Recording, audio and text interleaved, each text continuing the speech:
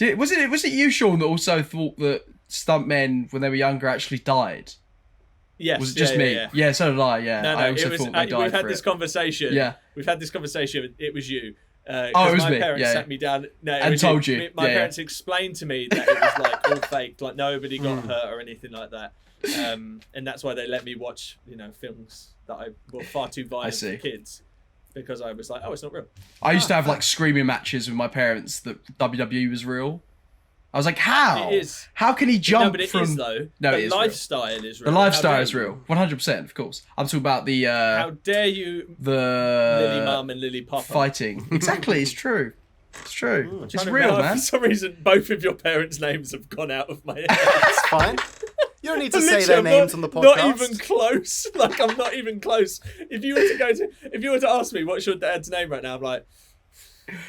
I mean, it's the most obvious... It's the most obvious English name, probably. Dave. Close. Your favourite film is awful. Hello, and welcome to Your Favourite Film is Awful, the weekly show where we take your favourite films and defend them against negative reviews. As always, I am Luke MJ Powell, and with me is Charlie Lilly. How you doing, mate? And Sean Grimsley. What up? What up, indeed. You both well? Charlie, you well? Yeah, I'm alright, yeah. Good. Sean, are you well? Getting by. I'm cussing fantastic. Cussing fantastic. I love it. Today, we're doing a Patreon submitted film. See, we listen to the fans, especially when they give us money. Hey, hey, wink, wink, nudge, nudge.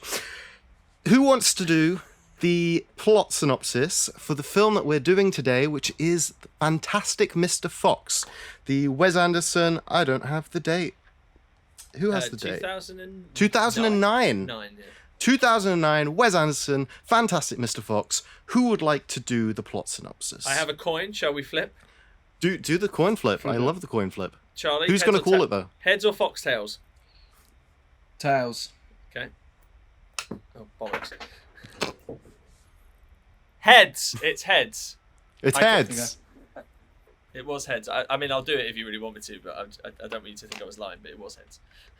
No. I believe you. So, the premise, the plot synopsis of Fantastic Mr. Fox is basically that Fantastic Mr. Fox, who is in fact a fox who is fantastic, he is home because he fucks around with the farmers. His home is now being destroyed by the farmers who are trying to kill the fox. And he is trying to basically protect all of his family and the fox kingdom, as well as the other animals that live underground, away from the farmers who are trying their very best and have nothing else to do but to try and kill and ruin the fox's home and lives. I really ruin enjoyed their that. That's all we need to give. I love how you were just like, the fox is fucking with the farmers. I'm like, romantically or like... That is a very different movie. Very different film. Smash Anderson directs. That is smash.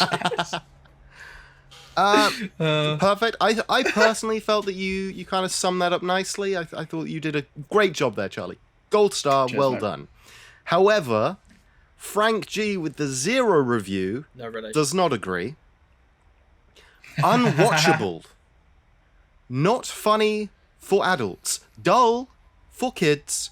There are no entertaining issues here. Just a waste of talent. It isn't clear why this nostalgic, amateurish animation technique was used, but it looks like a student film.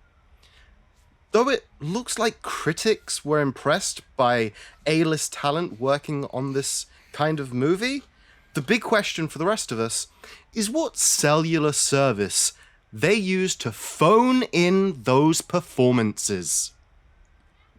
I mean, That student... Go on, Char. That student needs a distinction for make this movie. Because, what the fuck? That's an amazing short film with a student film. It's a PhD. Yeah, what the fuck? He's completed it, mate. Sorry, Sean, continue. Amateurish animation, come on now. Like, you've got some of the best animators in the world working on this film. Like, one of the lead animators on this was Jason Stallman, my boy, shout out. It's just unbelievably good. Tobias, Kim, like, these people are the greatest animators in the world. I refuse to have a bad thing said about them. And in addition to that, like, I actually think the style of this borrows quite heavily from Aardman. Like, I think it's got an Aardman look to it. And I mean, that makes sense with the director of photography being, you know, Tristan. But it very much is inspired by other animations. Like, you can see that. That's kind of like Wes Anderson's thing. And I like, in this one, I can appreciate that it looks a bit off because the animals have individual hairs, which for stop motion animation is a bit of a nightmare. You can really see it. But I actually think it gives it its own kind of unique thing. Because you cannot say that the animation is bad at all. It's masterful. Yeah, I 100% agree, and I'm one of those that I love stop motion films, and so, like, to see Wes Anderson's style of filmmaking being mixed with stop motion film techniques, I think it's just like the perfect combination, which makes sense why after this he did Isle of Dogs.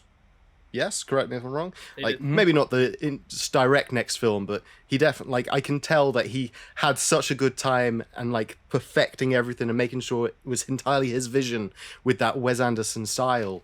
Like, how could you say it was amateurish when it's just, it's so clean, it's so beautiful, it has all the freaking loveliness that you expect from Wes Anderson and the greatness of a fucking stop motion where you can see the paint, like, with normal animation, they can, like, get away with some, like, blurs and stuff, and, like, it's the fluidity of the motion that you watch and you accept and you love. But with, like, the painstaking movement on, like, moving a little bit and then taking a picture, like, that craft, I would never have the patience to do. So for anyone, like, I hate when people like, oh, stop motion is nostalgic, amateurish animation. It's like, no. Fuck you. Get the fuck out. Get the fuck out. And that's my addition.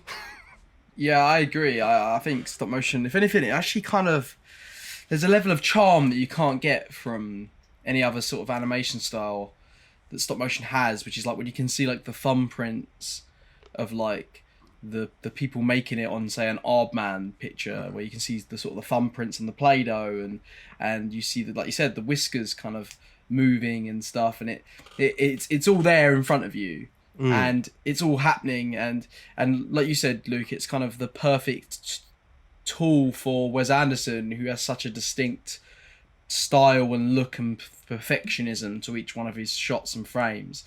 Like, stop motion is almost like the perfect thing for him anyway. I always felt like his films felt like sort of children's like storybooks in terms of their palette and like the very pastel colors and the cinematography and the framing. And I feel like this is when he's kind of at home here. I feel like with this film is like you really get to get into his mind, and not even that. I mean, I the first film I ever made was a stop motion when I was a kid. That took me 2 days, and it was a Lego man putting a chicken in a bin, and then a Wookiee grabs him and throws him into the cameras, and that took me literally 2 days to do, like 2 days straight. It's amazing that you got nominated for 2 Oscars. I can't. Exactly, all from that. No, who knew? Now I'm doing this podcast because, you know, Oscars are shit compared to this. But yeah, there's a new t-shirt. Oscars are shit compared to this. Your favourite film is awesome. Done. Sorted. You can get that t-shirt for free if you subscribe to our Patreon. Anyway. Whoa! Don't make false promises. Don't make false promises. It's all right. There's no one there, Luke. Yeah, we're just joking. Nah, I'm just joking. We're just talking to ourselves, Luke. You're actually we've made this up all for you, Luke. Really. Oh, like really, there's no fans. It's just we just do this to appease to make you think, we're doing something. No, I mean, you guys put in a lot of effort. Just a horrible level of gaslighting. Just full Truman Show. Yeah. Just an evil thing to do. But also I think that not only is this a Wes Anderson movie, I just want to point this out, but I also think it's very much a Noah Baumbach screenplay.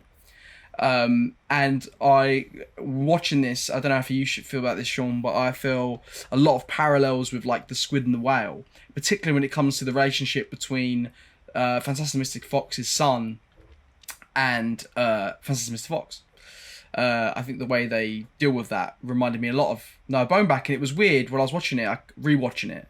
I forgot that he did it, and when I was watching it, I was like, this feels very Noah Baumbach, a lot of this sort of family dynamic stuff, and then little kind of shocked when his name popped up, and I was like, oh damn, that makes a lot of sense. But yeah, what they talk about animation, it's beautiful. Agreed. Also, they say about phoned in performances. Bullshit. Bullshit. Now I know for a fact that that Wes's approach to this was a bit different to how you would normally do it, and he took the actors out and got them to act it out on location. So typically when you're doing like something like this, you'll get Wes tends to act it out and like explain how he wants the movements. But for this to get the vocal recording, they went out on location and recorded it. It's why I always think when I remember seeing this for the first time, like, the sound is strange in this. I can't quite put my finger on what it is, and it's because it was on location. So like typically if you're doing this stuff, you're in a booth, and it's which is somehow, it's kind of like the audio equivalent of green screen, where you're really having to use your imagination, or at best you've got an animatic. But I think actually having the freedom to have these, like, the actors run around and like get on all fours and stuff, I think that gave it a really different kind of edge to it. I don't necessarily know if it made it better or worse, but it certainly was unique. And I don't think it detracted from the film. If anything, I think it probably gave a more honest version of that performance. Yeah, I 100% agree. I like it when you find out stuff like that, where it's just where it could have just been, oh, this was the second take of 3 takes. We just needed to get them. We only had the actors in for like 3 or 4 days, and then it was just get it done and gone.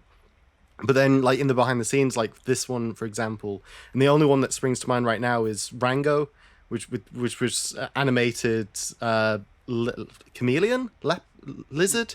That one, the cowboy one. Yeah, chameleon. If that one rings any bells. Chameleon, the Johnny Depp one. Yeah, but it's that sort of. But it is that sort of. They don't need to do this extra stuff, but they do because it's the betterment of the film. It's like you have the people act out everything. And not only do you have a better vocal performance with the live recordings, you also have images to compare with the shots that they've taken for the stop motion. So if anything looks a little off or doesn't look quite right, they can do that, which of course it probably leans better to physical drawn animation styles rather than the puppeteer style. But like, it makes sense to have that those references.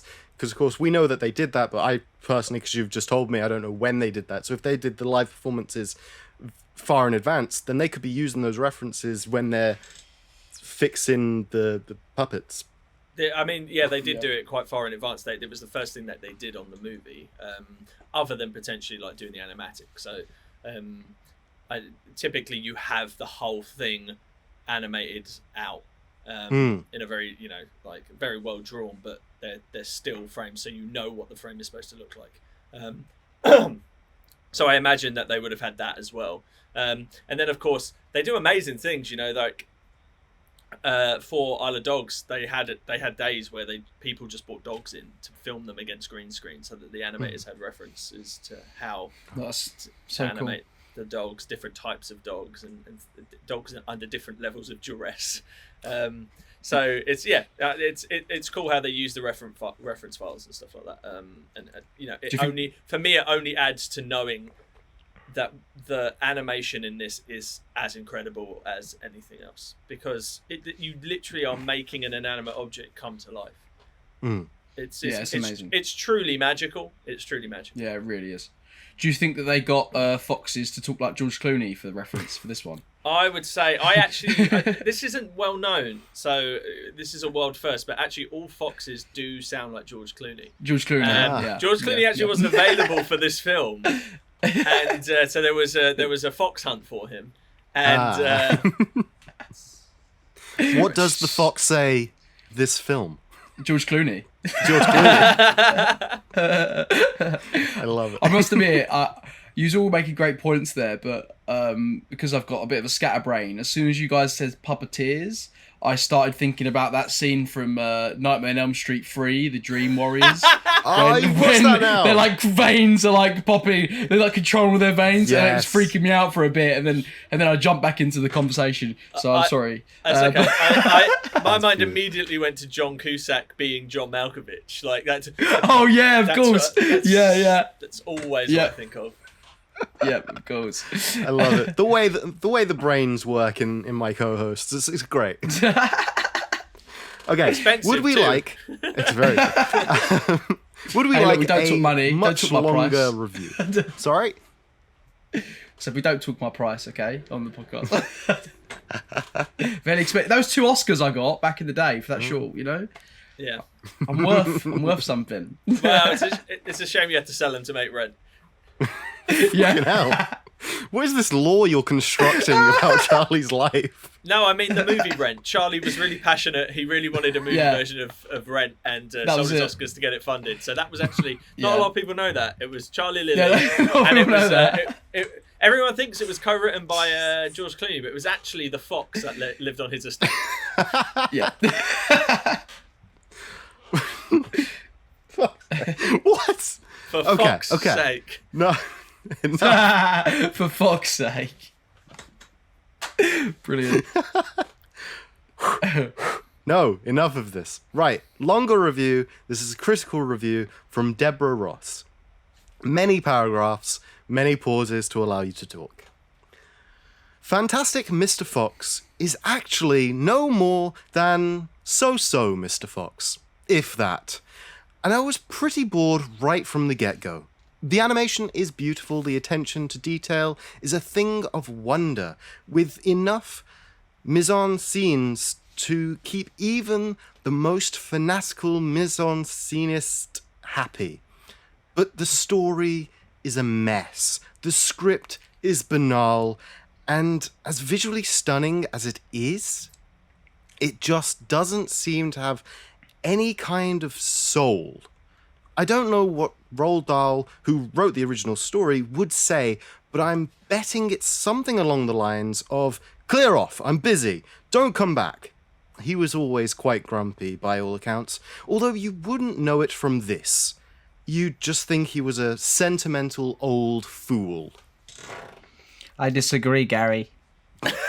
I disagree. I think it does have a fucking beating soul to it. I think the whole stuff with the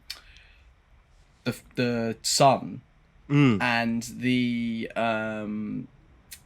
cousin who comes to stay, I think all of that is brilliant because it's, you know, it's kind of your classic story of the son getting jealous of this perfect cousin that the dad's leaning more towards because he's more like him.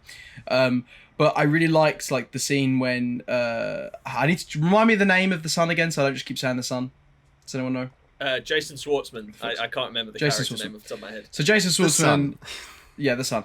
All right, we'll go with that then. So the son, he's really quite nasty to the cousin for a bit, and then there's that part where the cousin sort of lays down to sleep and just on the floor and just starts crying, and I just thought, like, how could you say the movie has no soul? That scene alone, I thought was so good. And then he gets up and just turns the train on. Like any other movie, it would be like, no, don't feel bad, go on, you could have my bed and blah blah blah. But it's like, no, he just turns the train on, and we get it that moment, you know, that they're gonna start to bond from this. I just thought that's a really great sort of way of like establishing their relationship, and I really buy that they're sort of friends by the end of it, and he kind of looks up to him. And I like that they don't become friends immediately. Like the actual full apology, exactly. It's stretched out to the kind of crux moment of the third act. exactly. And like I said, with that whole thing of like, he doesn't, that moment he could have, when he was crying, he could have gone to him, oh yeah, I'm sorry man, like you can have my bed, blah blah blah. That would have been like any other movie, but like the fact he just turns the train set on, like that's enough for us to know, that he doesn't really want to be like this. He's just jealous. And I just feel that was really sweet, and I love that whole stuff with his dad, of him just like, you're weird, you're just you know what I mean, just be your weird self, and that's kind of what makes you weird, and through being your weird self you become the person you want to be, which is eventually someone who can run track a bit better or play this game, that Fox game they were playing, cricket game.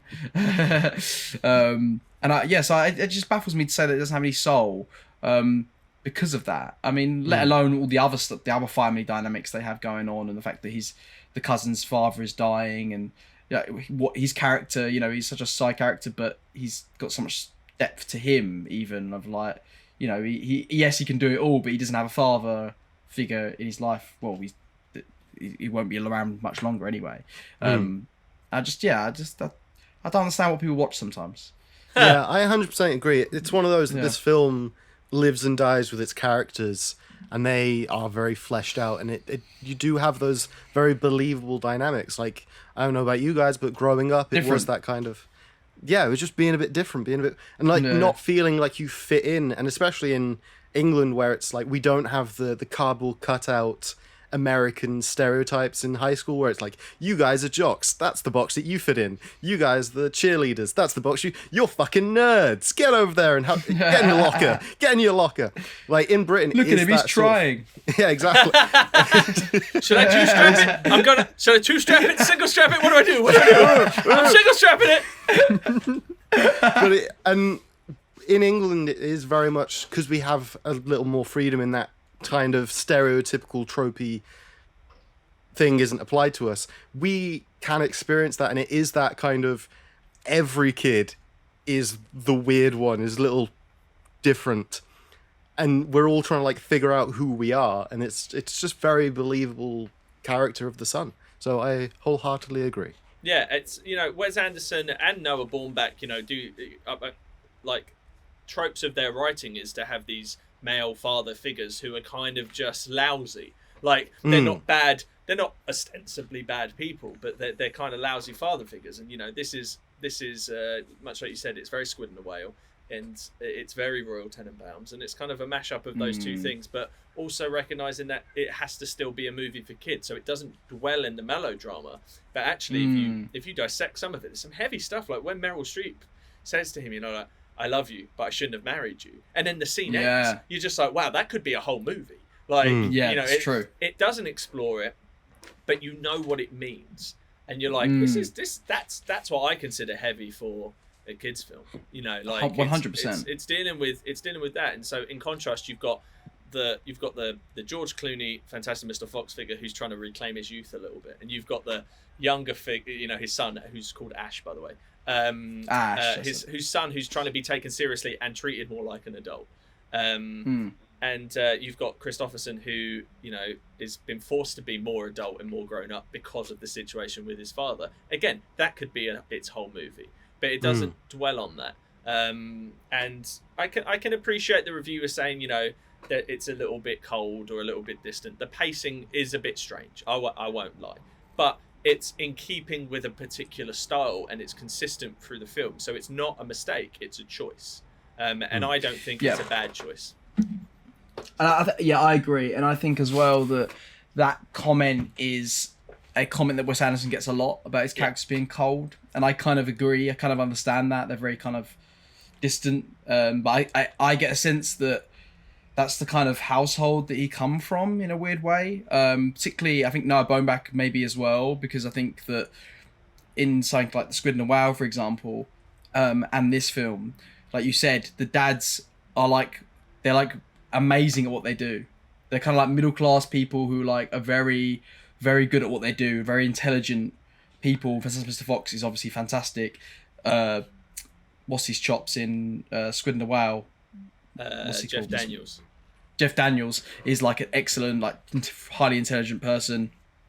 But again, their flaws come from the fact they're not the best fathers. Even though they're great at this thing, they're not the best fathers. And I could see maybe that's why Wes and Noah maybe worked on this, or because I imagine they kind of had a similar.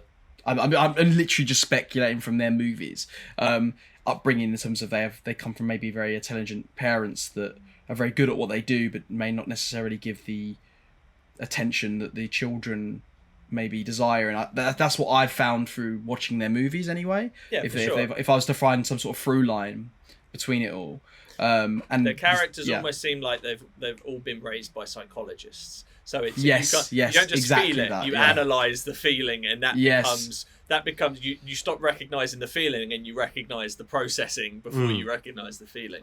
It's almost the robotic nature of it. It's very cerebral. It's incredibly New York, and that's one of the other things that I find interesting about this film. That I'm not sure they holistically gel, but I don't think it's a criticism.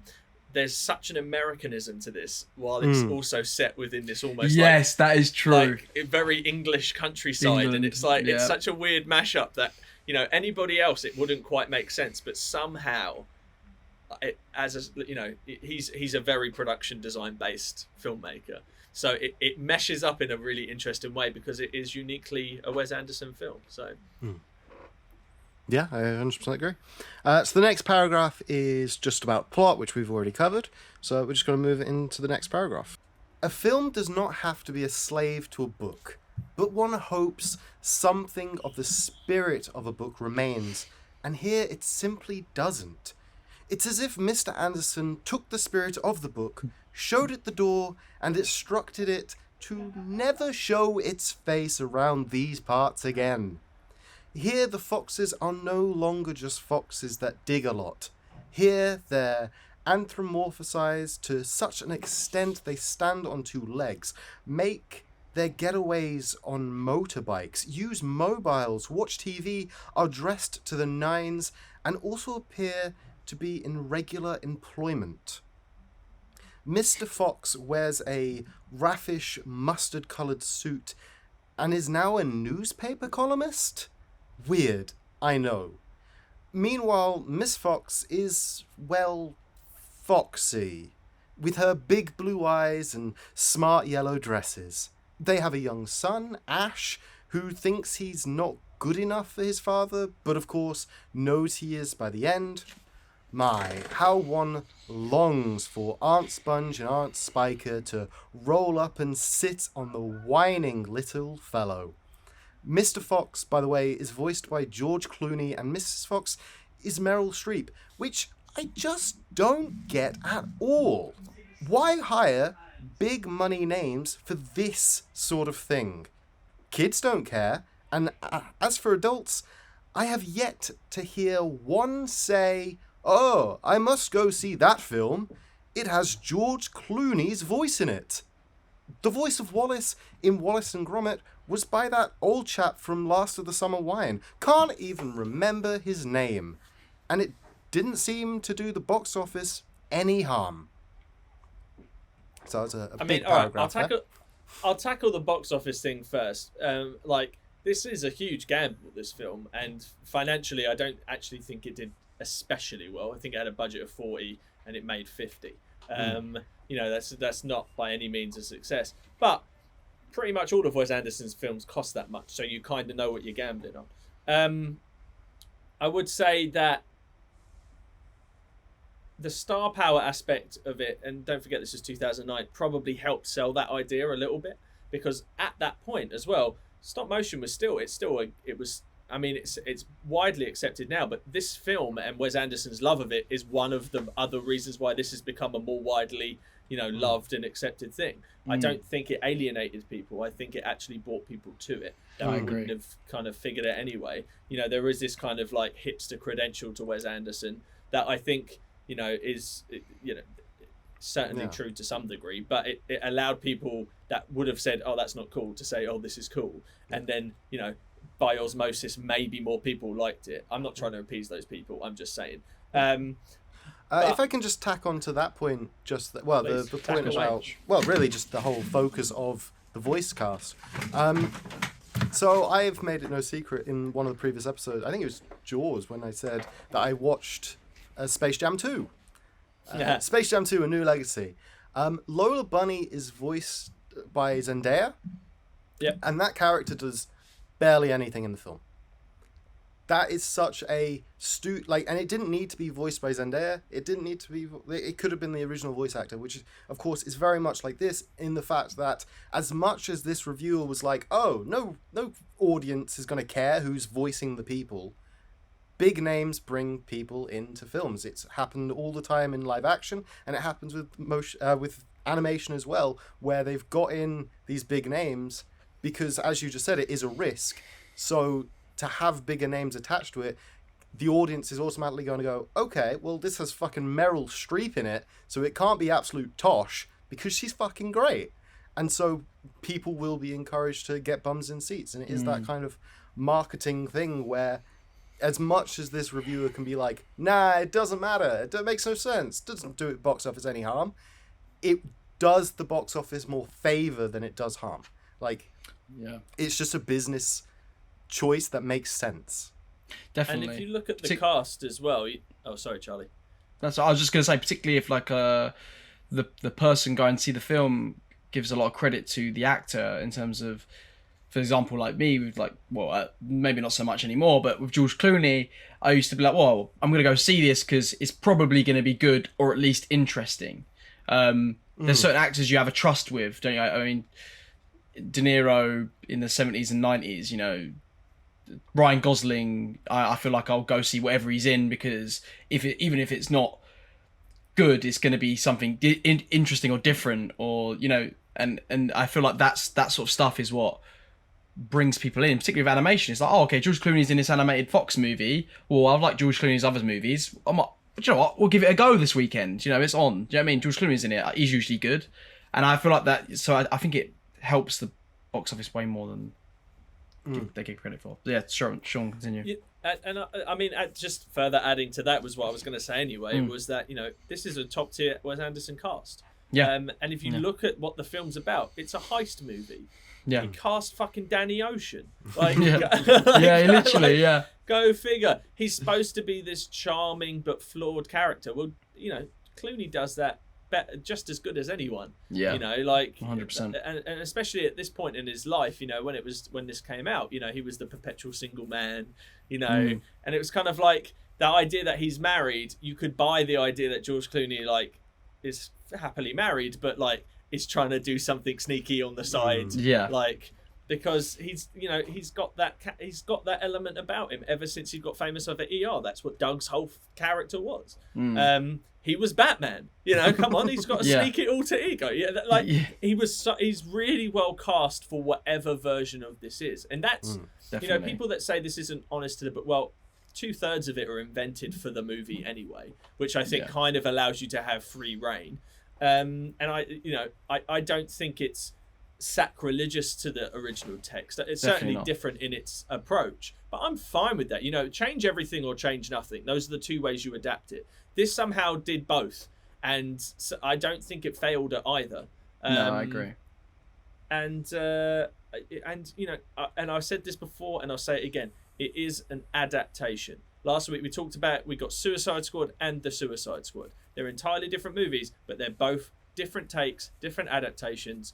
I know I have a favourite, but I don't think that this was, you know, I don't think this was a failure as an adaptation. Let someone else do it in a couple of years if they want to. Do something more honest to the text. But, you know, this is what it is, and I'm liking it.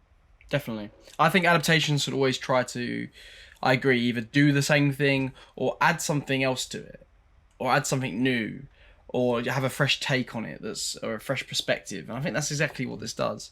I think, like Sean said, you know, this in my mind is the definitive Fantastic Mr. Fox, but it doesn't have to be for everyone else. They're probably going to remake it in a couple of years. It's one of those books, isn't it? Do you know what I mean? This is Wes Anderson's take on the Fantastic Mr. Fox story. And yeah, also I found it quite funny that they referred to Wes Anderson as Mr. Anderson, because I can't help but hear Hugo Weaving in my head whenever someone says, Mr. Anderson, you helped your landlady carry out her garbage. I'd love to see that version of The Matrix. Wes Anderson. I would absolutely love to see that. It'd be so cool. You know, like the scene in this where the dog is chasing around, the rabid dog is chasing around, and you got the dog POV. I'd love to see that from a bullet. Yeah, 100%. Yeah. Everything will be all perfectly symmetrical. like the symmetry would really lean into the whole it'd be synthetic amazing. nature of it. That would, That's true. And the bullet time, it'd cut to like Bill Murray just going, "Wow, that looked cool." Yeah. Definitely. Does be fun. Just Bill Murray in a window, just in another building, just looking out, going, "Oh, nice, very cool, Nice, pretty cool." yeah, very cool." Bill Just Murray one as the bullet cameo. As the bullet. Jeez. Look, all film is an illusion, but a good filmmaker will get you to believe in it all the same. But it's almost as if Mr. Anderson has contempt for any proper context. The animals speak American, but the farmers are British? How come?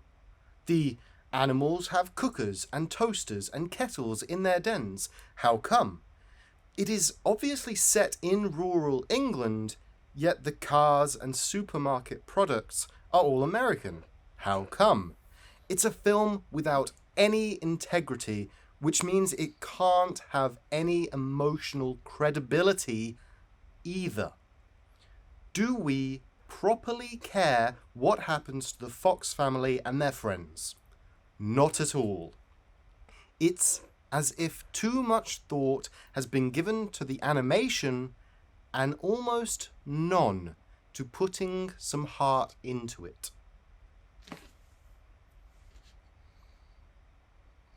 Stunned silence. I love it. Yeah, I mean, how could you say there isn't heart put into this? I mean, every shot is like framed perfectly for his style. You know, you don't sit there and make everything so perfectly symmetrical if you don't have love for the project. Do you know what I mean? Like that alone on a very basic level, let alone, you know, the emotional depths it tries to delve into with the characters, and like Sean said, with that line with Meryl Streep and George Clooney, where she's like, you know, I shouldn't have married you, like, and cut it away. Like, he doesn't need to add those things in. It's like what I was saying last week on the Suicide Squad episode about James Gunn adding that line with Starro of, you know what I mean, and saying that at the end, it's like it doesn't need. He doesn't need to have that moment, but he's adding that in because he cares about his characters, he cares about this movie, he cares about it being more than just the story, and that there's characters that live on after that story. The best movies for me are the ones that I believe the characters are still existing after I finish the movie, unless they aren't existing after seeing the movie, by the end of the movie. But yeah, like this one, for example, I totally believe they're still out there chilling, you know, the foxes, because they feel real and grounded, and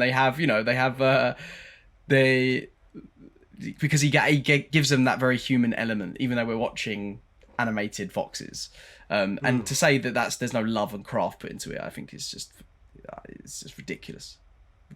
I love how pure that was, Charlie. I love that you're sitting there thinking about that family and all the badgers, just, you know, having a good time. Of course. Outside the diegesis of the film, they're alive. They're 100%. Chilling in the supermarket. See, that's what Pixar figured out for Toy Story. They were like, Yes. yep, we got this. We've tapped into something. I'm not even joking. When I was a kid with Toy Story, after I saw that movie, I used to go to walk out the door and then quickly look at the toys, just in case, like try and catch them. I can't remember who it was, but I read somewhere someone found a loophole in Toy Story, which was like, if Buzz doesn't think he's a toy, why does he play dead whenever the humans are in the room? Oh yeah. No, that somebody else explained it. It was because in the second film, I think it is, with the Buzz Lightyear with the belt, he says, what are you doing outside of stasis? What, like, if anybody sees you, sort of thing. So every time Buzz has been static up to that point, he's pretending to still be like in stasis sleep. So none of the actual people know that he's awake and is aware of his surroundings. I see. Okay, so it's like that's a great one-line fix for something that someone probably brought up to them after the first movie. Oh, yes, yeah. definitely. Is there smoking in space? No, thank God we invented the such and such. Yeah, literally. I've kind of forgotten what else was in the review, but I kind of touched on the Americanisms versus the Englishisms as such. It's a movie about a fox at war with farmers who speak, regardless of accent, speak the same language. It's like suspend your disbelief. Like if your problem with this is nationalist. First of all, I guarantee you voted Tory. That's right, I'm back on the political side. He's making it political. Come at me, Eton Bros. But there's a suspension of disbelief when you're going into a Roald Dahl move, like a Roald Dahl story, and a movie based on one of those books, and it's stop motion, and you're looking at the whole thing. It's like, okay, well then, why is Mel Gibson a chicken? Yeah. No, it's true. For me, it's so that Deborah poses all those questions, but then the reply is, would any of those answers, would it make the film better? That's true. Yeah. Why? Yeah. How would it? It wouldn't at all. It doesn't add anything at all. It's like, it doesn't add anything. It's like saying it should be in 3D. Yeah. But it's not going to make any film that you've ever seen in 2D isn't going to be better because you're seeing it in 3D. Yeah. Yes. Okay. Yeah. I'm glad you said that, though, Luke. Sorry to cut you up. I'm glad you said that, Luke, because I feel like usually they would be the type of things that would bother you in our reviews. I feel interestingly, right? Yeah, he's coming at you, bro. Like he's that coming whole at you. Bit actually reminded me of Luca. Do you remember Luca? Little Pixar film where you guys had that argument of underwater stuff. Why? And I was like, but would it help? But yeah, no, I would be that type of person. I'd be like, no. What do we think of the line? It's a film without any integrity, which means it can't have any emotional credibility either. Yeah, I frowned at that when you were saying it. I think it's full of integrity. Like, first of all, I'm not sure how you claim a film has integrity or not. Yeah, like, that's even Michael Bay making a fifth Transformers movie has integrity. It's not necessarily a good idea, but it still has integrity. I'm not sure what disqualifies it from having integrity. So perhaps it's in relation to some of the things that she took issue with that we've just mentioned. But I mean, the dictionary without definition. The integrity, it cannot have emotional. What was it? What did she say? Credibility. Credibility. I mean, I don't know what the credentials for passing that test are, but was I invested in this in the same way that I was invested in the toys burning up at the end of Toy Story 3? No, but it wasn't ever trying to do that. The idea of the son trying to impress his father and the father being more impressed by the cousin, did that stuff ring true? 100%. Definitely. That's emotion. That's emotional credibility. So I can't remember who wrote that review. Go fuck yourself. Yeah, 100%, because he doesn't need to have that. Sorry for the kids. Go cuss yourself. It's true though, because it doesn't need to have that sort of love triangle, I guess, between the cousin, the son, and the dad. He doesn't need to have that.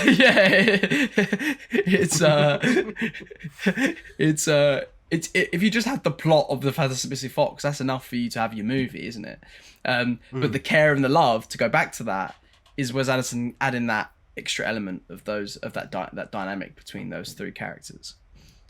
I wonder how much of this hate comes from the fact that so many people read this book or had this book read to them as children. It's true, everyone sort of read this. They have such their own emotional attachment. It's such an important book to so many people that doing something that is uniquely Wes Anderson-ish alienated that for them. But that's the problem if you adapt anything that's widely read, or even if it's not widely read. The reason 90% of people say, "Oh, the book's better than the film," well, that's because you probably read the book first.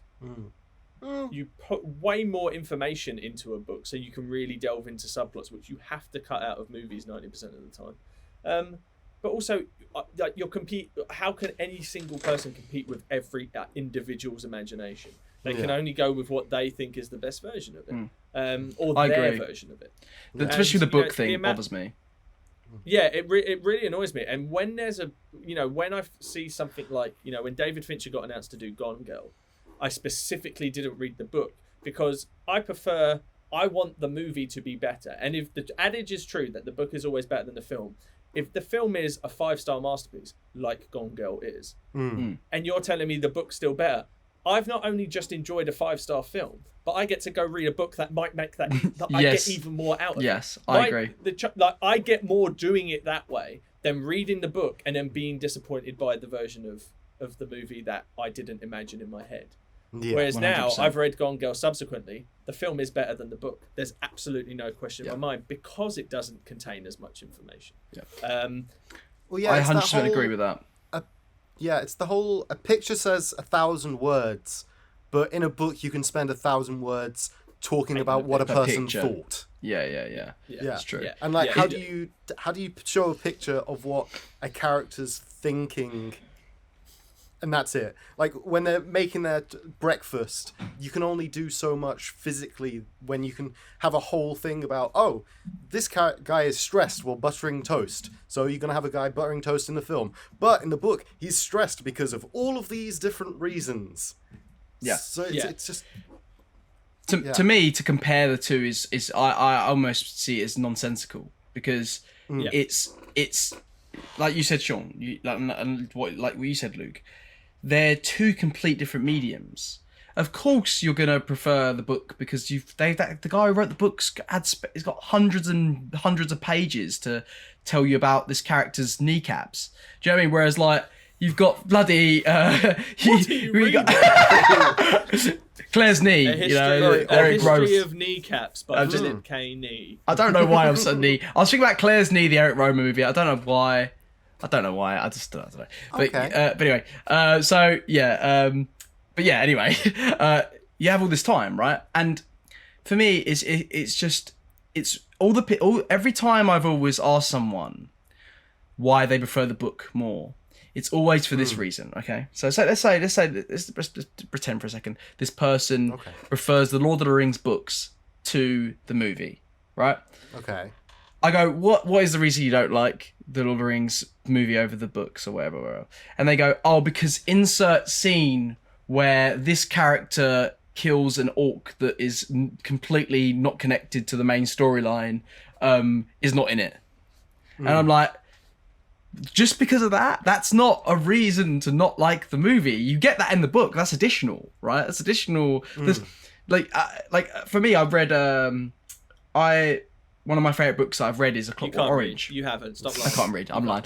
I can't read. One of the best books I've read is A Clockwork Orange, and I watched the movie 1,000,000 times before I read the book. Like so many times I see that movie. I used to love that movie, and I read the book, and it was like a completely different experience, and I love it just as equally almost as the book as the film. But they're very different. One is a Stanley Kubrick vision, and the other is like a very deep dive into, and has a complete kind of different ending.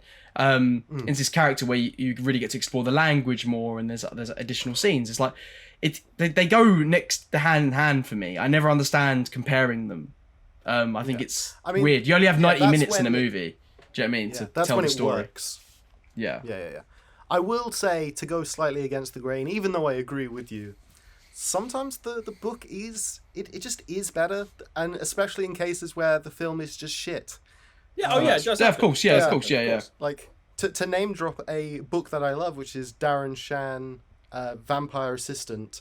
Oh yeah. The film's not even a good film. Never mind an adaptation, and it doesn't help the fact that they took 3 books and combined them into one film. So fucking dumb. Anyway, I just wanted to tack that on the end where sometimes the book is better. Just full stop. The end. Okay, so continuing, this is the last paragraph of Deborah Ross's review. Before we do that, can I just say Absolutely. I did prefer the movie version of the Bible over the book. It's much shorter. Vastly superior. Lot shorter. Yeah. I think it probably could do with a mini series. I'm sure Tom Hanks is on there. Yeah, I didn't really buy the Noah's Ark storyline though. Why is he like 1,000 years old? I don't understand that. And like, Didn't you land know, for me. how did he get all 2 animals to not eat each other on the boat? You know, Yeah. I've got a lot of questions about that part, but you know. Noah's orgy, more like. Am I right? Hopefully not. The animation, which uses the stop motion technique like Wallace and Gromit, is terrific, like I said. Everything is bathed in the most delicious autumnal light. You can see every hair on every animal, and there are some deliciously noirish scenes. But it's not enough to stop this becoming yet another silly animal caper. There is some talk in the script about the animals still being wild savages, but as we never see them actually being wild savages, this conflict is never brought to life. So it's so-so, Mr. Fox. And although I still don't know what Mr. Dahl would say, I'm thinking it is now, I've told you once and won't tell you again. Just clear off. And that's the Dahl we want anyhow. You know, the thing about Roald Dahl is that he's such a unique voice. No one's, you know when you're reading one of his stories. Yeah. Like, he's one of the most famous writers of all time because of that. You know, having such a unique voice requires someone else with such a unique voice to tell it, probably. Yeah. And you've got that. The problem is they're two very distinct voices. And I think, you know, what's interesting is, like, I think with the exception of the first review, they haven't hated this film. They've all kind of gone, so-so. And, you know, it's like, all right, well, if the Wes Anderson thing is only 50% successful, that means the Roald Dahl thing is 50% successful. So, you know, that's I guess that's why they're saying it's so-so. I've only done 2 reviews, so... I mean, that bloody hell, we're still on the second one. Really? Yeah, that's the second one? That's damn. I did try and warn you that it was many paragraphs. Let me this just person's spending do a very way quick too much one. time on this movie. Come on. Yeah. It's fine. I've got a very quick one. Okay, as before soon you do as that, Charlie's finished. I just want to add on to the Roald Dahl thing. I mean, it's weird that people are sort of comparing what he would have wanted from these things, because, for example, like, if you look at Willy Wonka and the Chocolate Factory, which I love that movie, Roald Dahl famously hated it, I'm pretty sure. He really didn't like Gene Wilder's depiction of Willy Wonka and the Chocolate Factory. For me, that's definitive. That's definitive. The definitive. Same. Yeah. And it's like, that's a prime example, isn't it? Of like, well, here's the book that people, you know, say, oh, Roald Dahl, you know, he wouldn't like this thing. But then, you know, there's this really famous movie that to a lot of people is the definitive version of that. And he didn't like it. So it's kind of like, it's not always what they like. Stephen King hates The Shining. Exactly. Like, yeah. Perfect example, yeah. Yeah. Okay, very quick one, just so we've got 3. So this is from Onyxa. It's a 1/2 star. Thank you, Wes Anderson, for shitting in my eyes, ears, and mouth, then making me wash it down with extra strength bleach. That's the review. That's the review. It's very short. Someone needs to accompany that man on a shopping trip, because he's picking up all the wrong products. Yeah, it's not too good, man. All right, I take it back about the thing I said of people saying it was so-so. Yeah. That was aggressively against. Yeah, I mean, I know Wes Anderson makes his own jams. I think he's more likely to give you that than his own shit. So maybe, like, even if you don't like the movie, jam going down your throat's quite nice. So that's. Don't put bleach down your throat. No, that's. I mean, you know, unless you want to end it all. But if that's the case, then let me pitch you. Seek help. Then please, me and Charlie are actually starting a new business. Suicidal, want to end it all? Don't feel like you belong in this world anymore? Well, join Charlie and Sean's movie stunt death team. Instead of dying, you could die on film. For real. Tom Cruise pushes you off a train. What a way to go, Grandma. Fucking hell. Damn. Me and Sean. Was it you, Sean, that also thought that stuntmen when they were younger actually died? Yes. Was it just me? Yeah, so did I. Yeah. No, I also thought they died. We've had this conversation. Yeah. We've had this conversation. It was you. It was my me. parents sat me down. No, and told you. My parents explained to me that it was like all fake, like nobody got hurt or anything like that. And that's why they let me watch, you know, films that were far too violent for kids, because I was like, oh, it's not real. I used to have like screaming matches with my parents that WWE was real.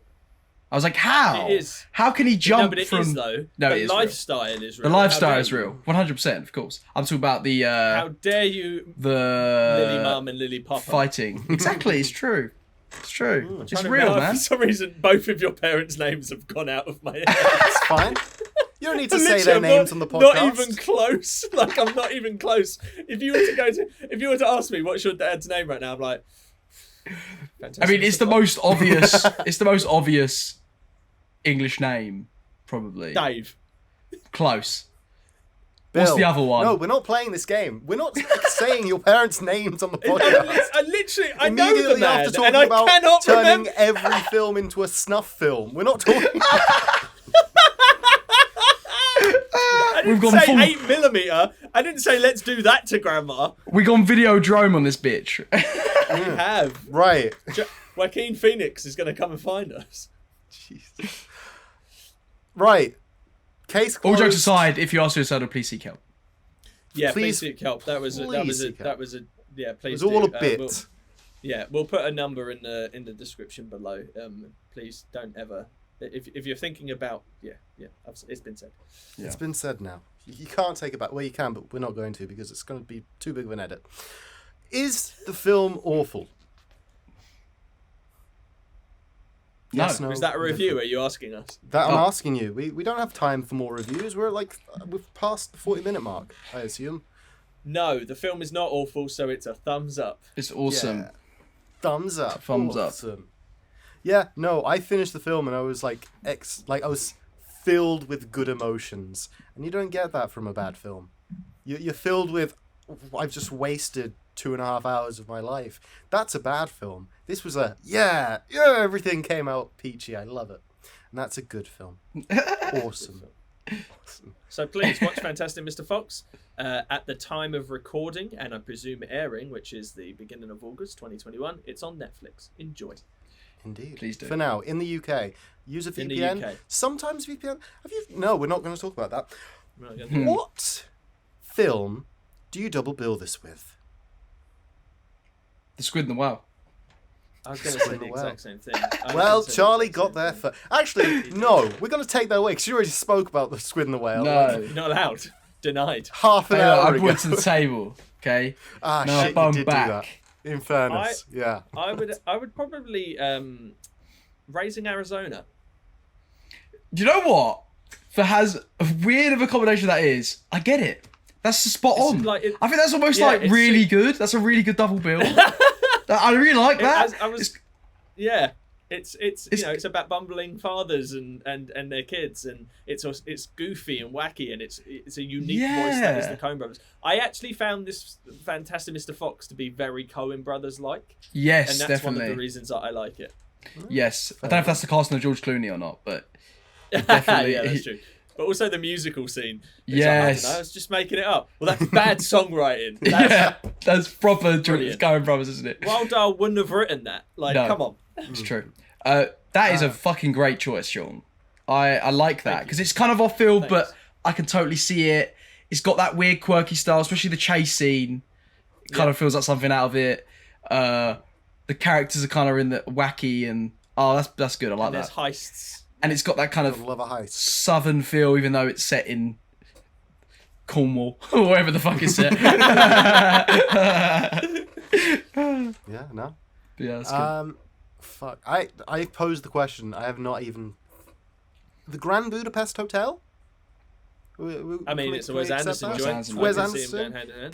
The relationship between Zero and Ralph Fiennes' character is that kind of similar want to appease the father figure type of relationship. I feel that you've got enough branches connecting everything, and because it's I mean, Wes Anderson film, It's every all of Wes the Anderson cast. movie. Yeah. Every Wes Anderson movie. You know, just it's very royal. all of them, any of them. I find this one to be most like the Royal Tenenbaums. Like, you know, Yes, Fantastic yeah. Mr. Fox is very much like an amalgamation of Ben Stiller's character and Gene Hackman's character. Definitely. I 100% agree with that. 100%. 100%. Andy Cool. P's. Any more that we've got? Yes, no, indifference. No, no. Oh, Cubo and the two strings because of the stop motion is Kubo and just the as Two amazing. Strings. Yeah, just watch Ooh, yes, to get like more it. people watching stop motion animation. Yeah, Coraline, Kubo Yeah. and the Just Two all Strings. of those.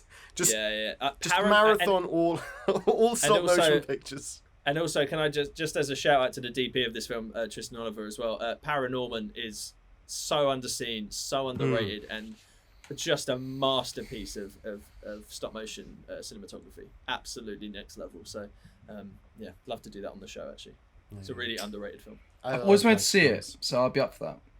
I've not seen it. No, I've always meant to see My that. friend. Recently, I've been looking at gift ideas, and Leica sell flip books, which have like the print, the individual shots that they taken to make the stop motion films. And it's, Amazing! it's so good. It looks so cool. That's I'll so ask- cool. My friend Emily works there, so I'll ask her. I'll ask her if she can get some Yeah. discount. Oh, that'd be cool. Yeah. What the fuck? Okay. Cool. Wow. Sean, thank you for being here. What do you want to plug your socials? Tell us. Are you still very busy? I assume you're still very busy. Oh, but, it's you know. I'm so busy, so busy. But yeah, Sean Grimsey Films. I'm not available now until October. Beautiful. Charles, what about us? They can find us on Facebook, Instagram, Patreon, and YouTube. Your favourite film is awful. And they can find us on Twitter at FabFilmIsAwful. Mwah, perfect. So well rehearsed now. So yeah, got it down. Got it down. Got it down. I love it. Listener, thank you for being here. Hope you're having a lovely day. But otherwise, bye-bye. Take care. Peace out, mother cussers. Peace out, mother cussers. And fade to black.